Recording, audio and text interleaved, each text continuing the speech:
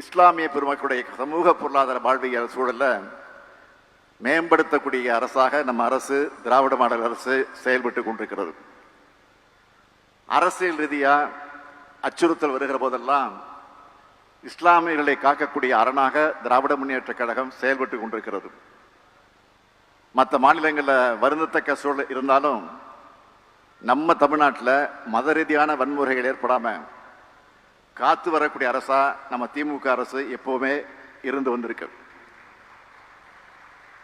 குடியுரிமை திருத்த சட்டம் மூலமா அச்சுறுத்தல் ஏற்பட்டப்போ அதுக்கு எதிரான மக்கள் இயக்கத்தை நடத்தி 1 கோடி மக்கள்கிட்ட கையெழுத்து பெற்று குடியரசுத் தலைவருக்கு அனுப்பி வச்சோம். ஆனா இந்த குடியுரிமை திருத்த சட்டத்தை ஆதரிச்சு வாக்களிச்ச கட்சி தான் இன்னைக்கு இருக்கக்கூடிய அதிமுக கட்சி. குடியுரிமை திருத்த சட்டத்தை மாநிலங்களில் அதிமுக உறுப்பினர்கள் எதிர்த்து வாக்களிச்சிருந்தா அந்த சட்டமே நிறைவேறி இருக்காது. ஆனா திமுகவும் கூட்டணி கட்சிகளும் நாடாளுமன்றத்தில் எதிர்த்து நாம் வாக்களிச்சோம். மக்கள் மன்றத்திலையும் போராடணும். ஆனா அன்னைக்கு முதலமைச்சராக இருந்த பழனிசாமி என்ன கேட்டார்?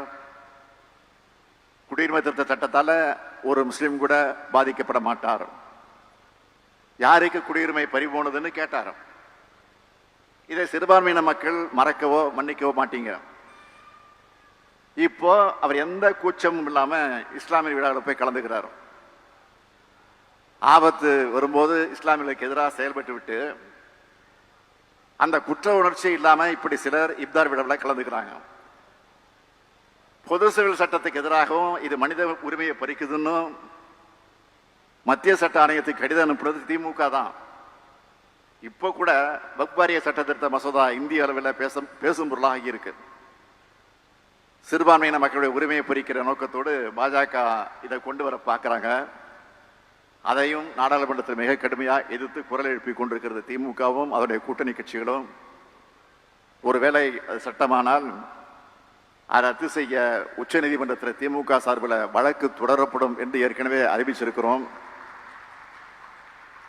பாஜக அரசோட சதித்திட்டங்கள் நிறைவேற திமுக ஒருபோதும் அனுமதிக்காது. உறுதியாக போராடுவோம். உங்களுக்கு எப்பொழுதும் துணையாக நாங்கள் இருப்போம். இப்படி இஸ்லாமிய உரிமையை காப்பாற்றக்கூடியவங்களாக செயல்படுவாங்க. நாங்கள் இஸ்லாமிய உரிமைக்கு போராடுறவங்க, வாதாடுறவங்க தான் இப்படியான விழாக்களில் கலந்துக்கிறதுல தகுதி படைச்சவங்களாக இருக்கிறோம். அந்த தகுதியோட, அந்த உள்ளார்ந்த அன்போட, அந்த சகோதர உணர்வோட நாங்கள் இது போன்ற விழாக்களை நடத்துகிறோம், பங்கேற்கிறோம். சிறுபான்மை மக்களுடைய சமூக பொருளாதார மேம்பாட்டுக்கான நலத்திட்டங்களை அரசின் மூலமாக தொடர்ந்து நிறைவேற்றுவோம். அதே நேரத்தில் இஸ்லாமியர்களுடைய அரசியல் உரிமைகளை நிலைநிறுத்தி அவர்களுக்கு காவல் அரணாக விளங்குகிற இயக்கமாக திராவிட முன்னேற்ற கழகம் என்னாலும் இருக்கும். இஸ்லாமிய சகோதரர்கள் அனைவருக்கும் எனது புனித ரம்லான் வாழ்த்துக்களை இப்பொழுதே தெரிவிச்சுக்கிறேன். நன்றி, வணக்கம்.